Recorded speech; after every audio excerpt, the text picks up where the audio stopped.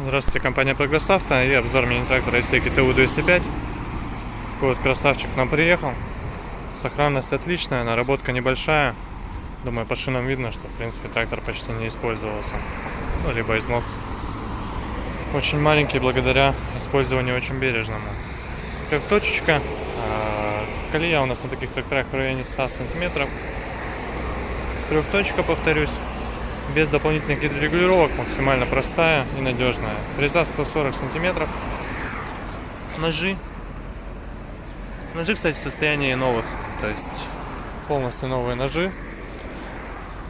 Резина также практически без износа, поэтому, думаю, здесь все понятно. По левой стороне также все целенькое, отличное по состоянию.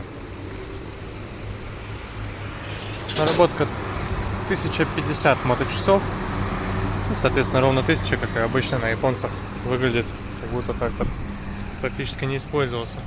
Отбор мощности, включаемый полный привод, 3 передачи вперед на основной коробке передач, 1 назад и 4 ряда раздатки. Соответственно, в итоге получаем 12 передач вперед и 4 назад. Регулировка положения навесного оборудования. Естественно, есть автозаглубление. В остальном здесь у нас трехцилиндровый двигатель и хорошая мощность.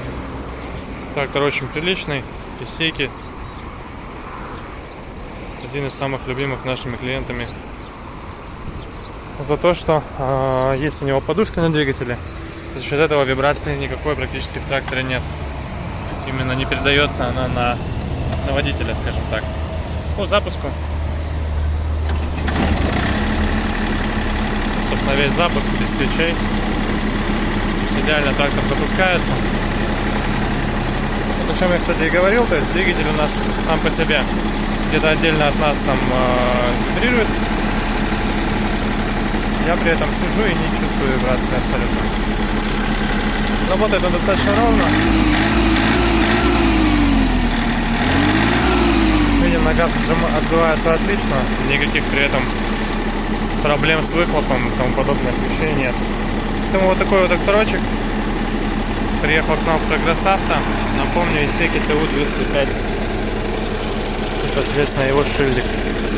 Поэтому приезжайте. Будем рады вас видеть. Все покажем и с удовольствием расскажем. Всего доброго.